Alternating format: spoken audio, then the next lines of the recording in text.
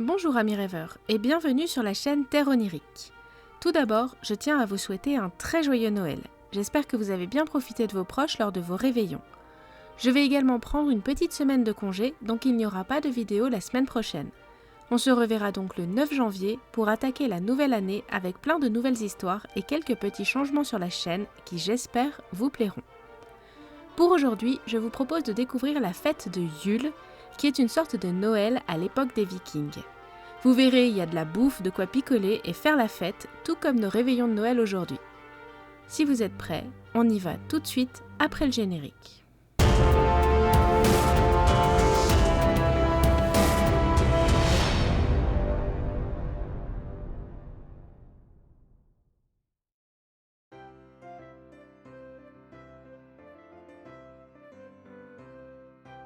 Pour commencer, j'aimerais vous parler un peu de l'hiver au temps des Vikings.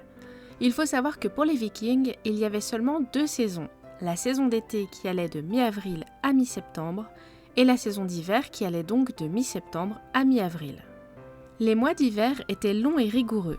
Pour être sûr que leur maison passe l'hiver, les Vikings s'assuraient pendant la saison d'été qu'il n'y avait pas de dysfonctionnement tel qu'un toit qui fuit ou un trou mal calfeutré dans un mur. Dès que cette saison arrivait, les Vikings se préparaient pour l'hiver. Ils commençaient par rentrer du bois et de la tourbe dans leur maison pour pouvoir la chauffer. Ils avaient également pris le soin de rentrer le foin ainsi que les bêtes pour les garder elles aussi au chaud. Pour ne rien manquer pendant l'hiver, ils ont également profité de la belle saison pour remplir leurs réserves de viande et de poissons séchés. Durant l'hiver, les Vikings passent le plus clair de leur temps dans le bâtiment central de leur ferme qu'on appelle la Scalie. Pour s'occuper, les femmes font de la broderie, tissent des étoffes ou font de la tapisserie.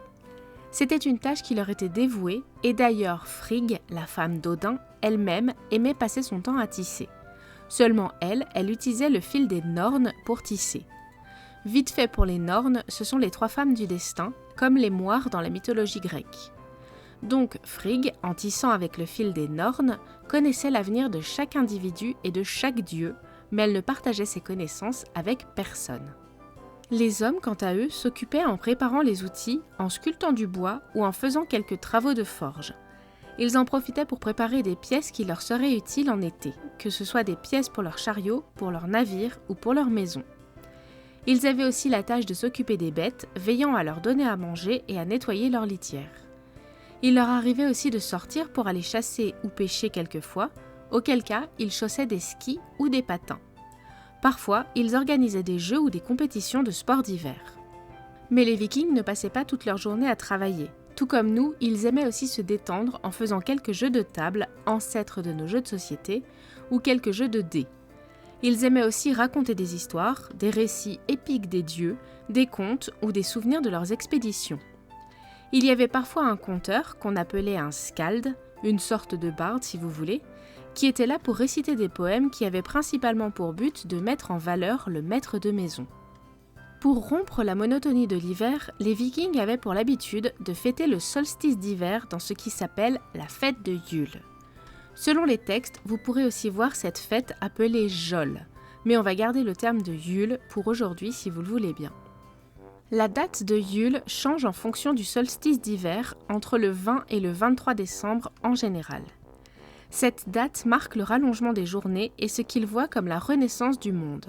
C'est l'espoir de jours meilleurs et la fin de l'hiver qui approche. Pour la fête de Yule, les Vikings vont commencer par sacrifier un animal, soit un porc qu'ils auront spécialement engraissé pour l'occasion, soit un cheval. Ils vont récolter le sang de l'animal dans un récipient spécial qui servira pour lire les augures. La chair de l'animal sera ensuite bouillie pour être servie au festin du soir. À noter quand même que ce sacrifice n'est pas là pour connaître l'avenir, mais uniquement pour s'attirer les forces bénéfiques qui sont liées aux puissances de la fertilité et du renouveau. En gros, ils espèrent qu'ils auront de bonnes récoltes au printemps à travers ce sacrifice. Le soir de la fête de Yule, les Vikings donnaient un immense festin où l'alcool coulait à flots. Cet alcool était de la bière qu'ils avaient préparée spécialement pour cette fête. Oui, comme notre bière de Noël dans certaines régions. Au début de ces festins, il était coutume de se jurer de ne pas tenir compte des propos qui seraient dits en état d'ivresse. Et je pense sincèrement que cette tradition devrait revenir, ça éviterait les grosses disputes de famille pendant les réveillons. Pendant ces festins, il n'y avait pas que l'alcool, il y avait aussi les innombrables toasts pour honorer les dieux ou les ancêtres. La boustifaille était également abondante et les divertissements étaient variés. Il y avait là encore des jeux, des chants, des contes, de la danse. Bref, c'était la fête et les gens étaient heureux de partager ce moment ensemble. Ils s'échangeaient des cadeaux qui étaient une métaphore du fait de prendre soin des autres. Le cadeau en lui-même n'était pas important, c'était le geste d'offrir qui comptait. Pendant toute la durée des fêtes de Yule, la nourriture, les bougies et le thé avaient une odeur d'épices et d'agrumes. On décorait les maisons avec du gui puisque c'était une des rares plantes qui fleurissait en hiver et qu'il est aussi l'emblème de la protection, de l'amitié et de la bienveillance. Pour les couleurs emblématiques de cette période, il y avait du rouge et du vert qui symbolisaient les baies et les feuillages que l'on trouve en hiver, comme par exemple le houx, et l'or symbolisait le soleil. Ces trois couleurs ensemble représentent la vie, la force et la persévérance. Quand le christianisme est arrivé dans le monde, et notamment dans les pays scandinaves, la fête de Yule a petit été associée aux fêtes de Noël. Il existait bien entendu d'autres fêtes associées à Noël à travers le monde qui ressemblent à la fête de Yule, telles que les Saturnales chez les Romains. Mais pour aujourd'hui, je voulais me concentrer sur la tradition viking. Nous parlerons sans aucun doute une prochaine fois des autres traditions festives à travers le monde. J'ai trouvé quelques légendes associées à la fête de Yule et j'aimerais vous parler de deux d'entre elles. La première raconte que la fête de Yule est associée à la commémoration de la mort du roi de Houx, un dieu arbre dans la mythologie nordique. Lors de cette commémoration, les Vikings utilisaient une sorte de couronne horizontale ornée de 4 bougies. Il était coutume d'allumer une bougie à chaque dimanche de décembre pour symboliser la renaissance de la lumière. Traditionnellement, ces bougies étaient rouges, mais elles pouvaient être de couleurs différentes selon les régions. L'autre petite légende qui a retenu mon attention m'a clairement fait penser à la légende du Père Noël et de notre fête de Noël moderne. Cette légende dit que le dieu Heimdall avait son trône au pôle Nord. Il profitait de la fête de Yule pour aller rendre visite à ses descendants. Il prenait le temps d'aller dans chaque foyer pour récompenser ceux qui avaient bien agi durant l'année écoulée en leur laissant un cadeau dans leurs chaussettes. Ceux qui avaient mal agi, par contre, ne trouvaient que de la cendre dans leurs chaussettes le matin au réveil. Maintenant que nous avons vu l'histoire de la fête de Yule, j'aimerais vite fait vous montrer quelques fêtes qui lui ressemblent à travers le monde. Au Mexique, il existe une fête qui s'appelle Las Posadas, qui dure 9 jours, et pendant cette fête, il y a une procession de voyageurs qui traversent les villes en frappant aux portes pour demander refuge pour la nuit. C'est lors de ces soirées que traditionnellement on casse la piñata. En Iran, c'est la fête de Yalda qui est une cérémonie durant laquelle famille et amis se réunissent et veillent toute la nuit pour aider le soleil à gagner son combat contre les ombres. Au Japon, lors du solstice d'hiver, des feux de joie sont allumés sur le mont Fuji. Beaucoup de Japonais prennent un jour de congé à cette occasion et ils en profitent pour honorer leurs ancêtres et allumer des feux de joie aussi.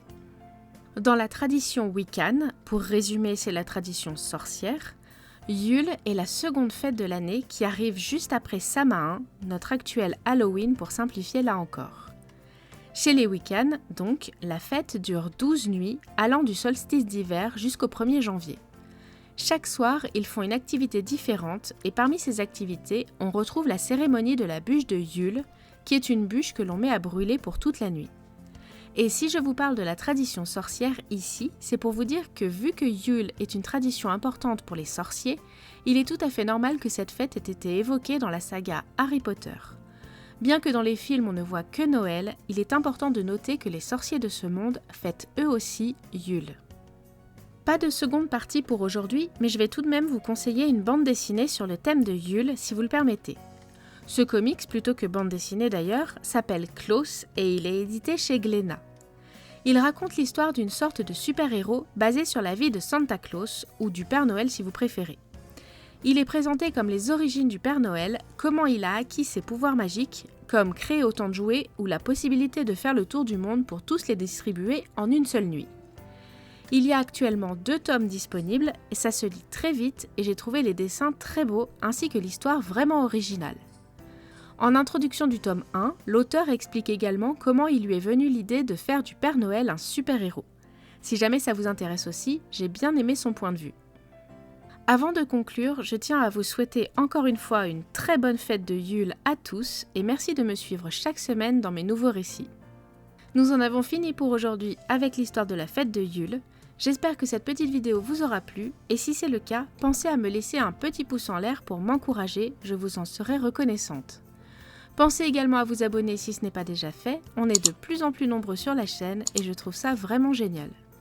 Vous trouverez mes réseaux sociaux en barre d'infos si vous voulez me rejoindre. Et en attendant, je vous dis à très bientôt pour un nouveau voyage sur les terres oniriques.